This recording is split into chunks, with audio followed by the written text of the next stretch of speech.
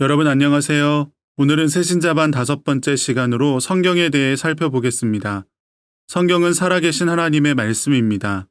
우리는 성경의 말씀을 통해 하나님의 음성을 듣고 하나님을 인격적으로 만나며 하나님의 능력을 체험하게 됩니다. 이러한 의미에서 성경에 대한 바른 이해는 곧 하나님을 바르게 이해하는 것과 같습니다. 성경은 약 1500년에 걸쳐 40여 명의 손에 의해 기록되었습니다.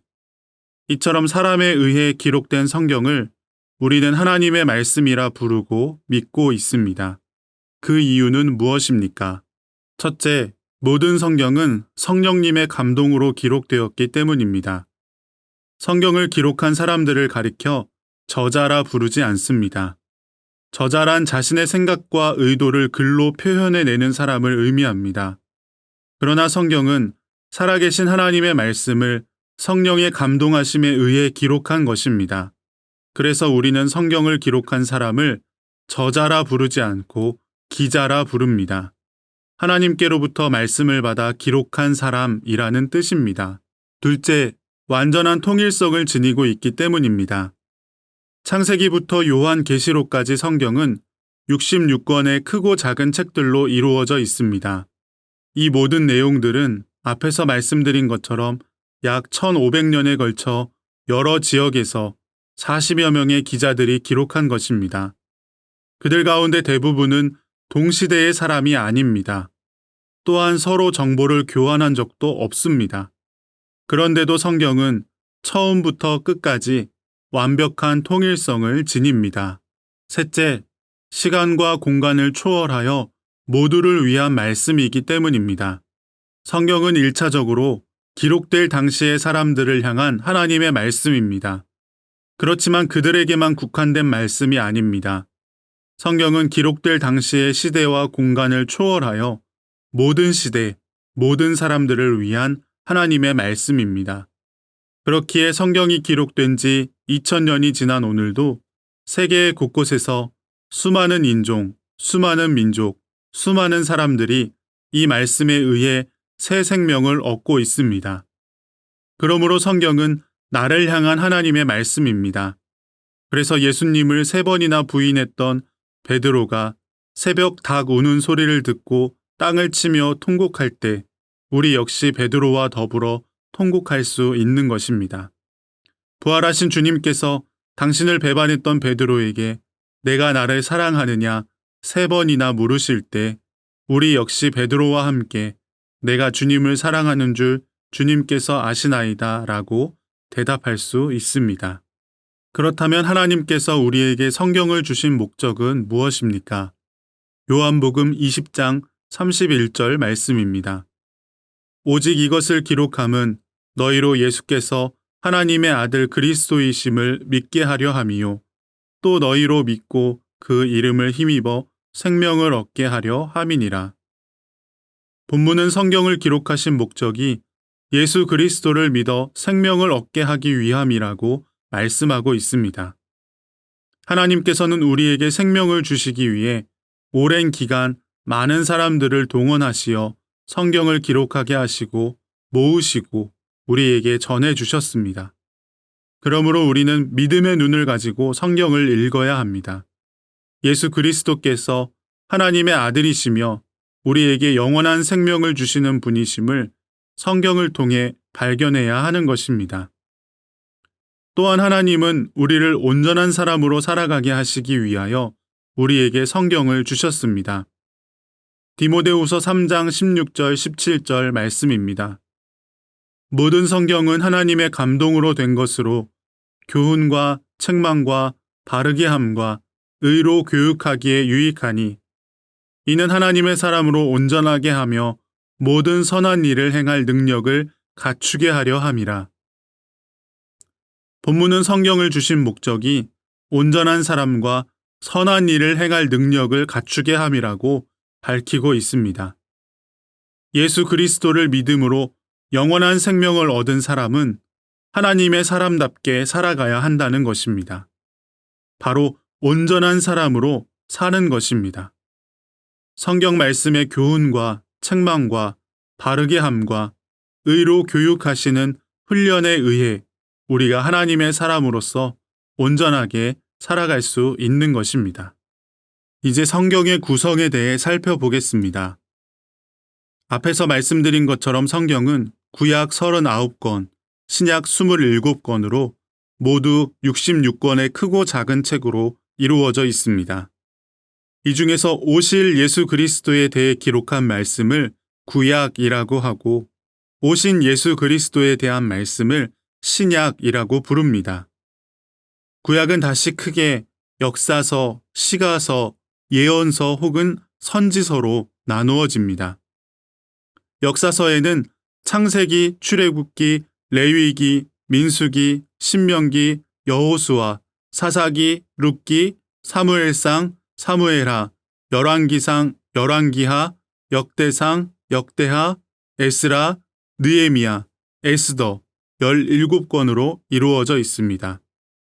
얼핏 이스라엘의 역사를 일컫는 것처럼 보이지만 실은 끊임없이 하나님을 떠나는 인간의 배신의 역사요. 그럼에도 불구하고 변함없이 구원의 손길을 내미시는 하나님의 구원의 역사입니다. 역사서 중에서도 제일 첫머리에 있는 5권의 책들, 즉 창세기, 출애굽기, 레위기, 민수기, 신명기를 따로 구분하여 율법서라고 부릅니다. 인간을 향한 하나님의 법이 담겨 있기 때문입니다. 역사서 다음 5권의 책은 시가서 혹은 성문서라고 부릅니다. 하나님을 향한 시와 노래 그리고 지혜를 담고 있는 이 책들은 욥기, 시편, 잠언, 전도서, 아가서로 되어 있습니다. 그 다음에 예언의 말씀이란 의미로 예언서 혹은 선지서로 불리는 책들이 있습니다. 여기서 예언이란 점쟁이가 점치듯 말하는 예언이 아니라 하나님의 말씀을 맡았다는 뜻에서의 예언입니다. 그 시기와 순서에 따라 전기 예언서와 후기 예언서로 나눌 수 있습니다. 또는 전기 예언서의 분량이 후기 예언서들에 비해 많다는 이유로 대선지서와 소선지서라는 명칭으로 구분되기도 합니다. 이사야, 예레미야, 에스겔, 다니엘이 전기 예언서에 속하는 책들이고 호세아, 요엘, 아모스, 오바댜, 요나, 미가, 나훔, 하박국, 스바냐, 학개, 스가랴, 말라기가 후기 예언서들입니다. 신약은 모두 27권으로 복음서와 역사서, 서신서, 예언서로 나누어집니다. 신약 성경에 제일 먼저 나오는 마태복음, 마가복음, 누가복음, 요한복음을 복음서라고 부릅니다. 말 그대로 인간을 구원하는 복된 소식이라는 의미입니다. 이 중에서도 요한복음을 제외한 마태, 마가, 누가복음을 공관복음이라고 부르는데 같은 관점에서 기록되었다 하여 공관복음이라고 부릅니다. 복음서 다음에 사도행전은 사도들의 행적을 기록한 역사서입니다. 이어서 사도행전 뒤에 나오는 21권의 짧은 책들은 편지의 형태로 쓰여졌기에 서신서라 부릅니다. 이 가운데서도 사도 바울에 의해 쓰여진 13권을 바울 서신으로 그리고 그 외의 서신을 일반 서신이라고 부릅니다.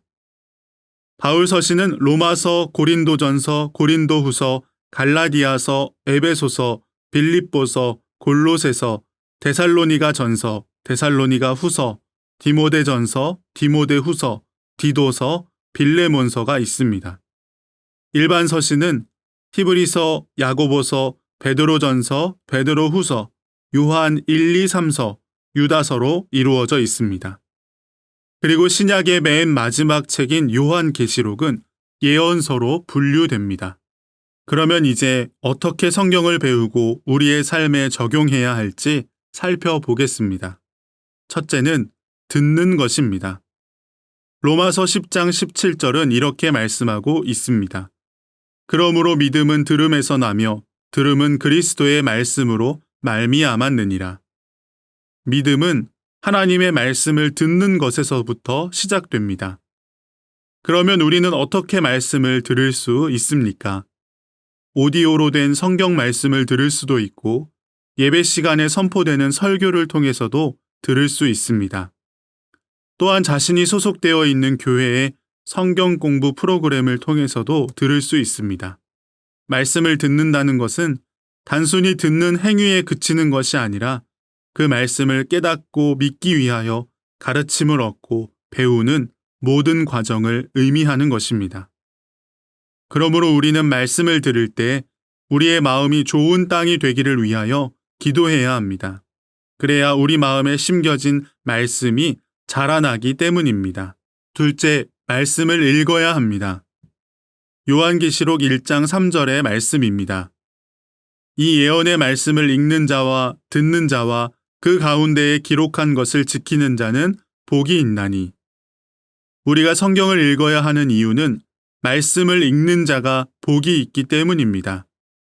앞에서 말씀드린 것처럼 성경은 우리에게 믿음을 줄 뿐만 아니라 우리를 유익하게 합니다. 또한 우리로 하여금 하나님의 말씀대로 살아갈 힘과 능력을 줍니다. 그러므로 우리는 우리 자신의 믿음과 영적인 성장을 위하여 성경을 읽어야 합니다. 또한 읽은 말씀을 토대로 그 말씀을 살아가야 합니다. 매일매일 시간을 내셔서 성경을 읽어보시기 바랍니다. 보통 사람이 책을 읽는 속도로 성경을 한 번 읽는데 필요한 시간은 약 80시간이라고 합니다. 하루에 15분씩만 성경을 읽는다면 매년 한 번씩 성경을 완독할 수 있을 것입니다. 셋째, 말씀을 연구하는 것입니다. 잠언 2장 4절에서 5절은 은을 구하는 것 같이 그것을 구하며 감추어진 보배를 찾는 것 같이 그것을 찾으면 여호와 경외하기를 깨달으며 하나님을 알게 되리니 라고 했습니다. 하나님의 말씀은 감추어진 보물을 찾는 것과 같습니다. 은을 구하는 사람, 감추어진 보물을 찾는 사람의 심정으로 말씀을 연구해야 한다는 것입니다. 요즘에는 성경 연구를 위한 주석과 사전, 그리고 설교집들이 신앙서적으로 나와 있어서 누구나 쉽게 구하여 읽을 수 있습니다. 혼자서 성경을 연구하는 데에는 한계가 있으므로 성경을 읽다가 어려운 단어, 궁금한 점들이 있을 때에 메모를 해 두었다가 목회자들에게 물어보시는 것이 좋습니다. 자신이 출석하는 교회의 성경 공부에 참여하는 것도 좋은 방법입니다. 그러나 교회를 벗어난 성경 공부는 주의해야 합니다. 이단에 빠질 위험이 있기 때문입니다. 반드시 자신이 속한 교회의 목회자에게 먼저 문의하셔야 합니다. 넷째, 말씀을 암송하는 것입니다. 하나님은 우리가 하나님의 말씀을 우리의 마음과 뜻에 두기를 원하십니다. 우리의 마음에 새기기를 원하십니다. 신명기 11장 18절에 이러므로 너희는 나의 이 말을 너희의 마음과 뜻에 두고 또 그것을 너희의 손목에 매어 기호로 삼고 너희 미간에 붙여 표를 삼으며 라고 했습니다. 예수님은 광야에서 마귀에게 시험을 받으실 때에 말씀으로 마귀를 물리치셨습니다. 예수님 안에 언제나 하나님의 말씀이 있으셨던 것입니다. 우리가 말씀을 암송하면 성령님께서는 우리 인생의 중요한 순간마다 그 말씀이 생각나게 하십니다. 그래서 우리가 올바른 결정, 현명한 결정을 내릴 수 있도록 도와주십니다. 하나님의 말씀은 우리의 능력이 되시고 위로가 되시며 힘이 되시고 또한 전도의 도구가 됩니다. 마지막 5번째는 말씀을 묵상하는 것입니다. 시편 1편 1절 2절의 말씀입니다. 복 있는 사람은 악인들의 꾀를 따르지 아니하며 죄인들의 길에 서지 아니하며 오만한 자들의 자리에 앉지 아니하고 오직 여호와의 율법을 즐거워하여 그의 율법을 주야로 묵상하는도다. 묵상은 하나님의 말씀을 깊이 이해하며 그 말씀을 되새겨서 우리의 삶에 적용하게 해줍니다.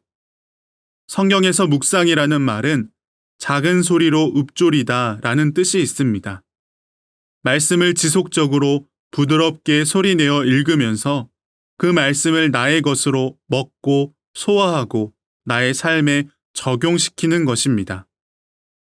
흔히들 말씀 묵상을 큐티라고 이해하는 경우가 많습니다. 큐티는 quiet time의 약자로 조용한 시간이라는 뜻입니다. 하나님의 말씀 앞에서 날마다 조용한 시간을 갖는다는 것입니다. 주의해야 할 것은 말씀에 대한 해석이나 적용이 자유적인 해석이 되지 않도록 해야 합니다. 말씀 전체의 내용과 상관없이 내 마음대로의 해석이 되지 않도록 말씀의 흐름을 이해하는 것이 중요합니다. 이처럼 오늘은 성경에 대해 살펴보았습니다. 골로새서 3장 16절에서 바울은 그리스도의 말씀이 너희 속에 풍성히 거하게 하라 라고 했습니다. 우리 신앙생활의 표준이 되며 지침이 되는 하나님의 말씀을 사랑하고 늘 가까이 하시는 저와 여러분들이 되시기를 소망합니다. 다음 시간에는 기도에 대하여 살펴보겠습니다. 감사합니다.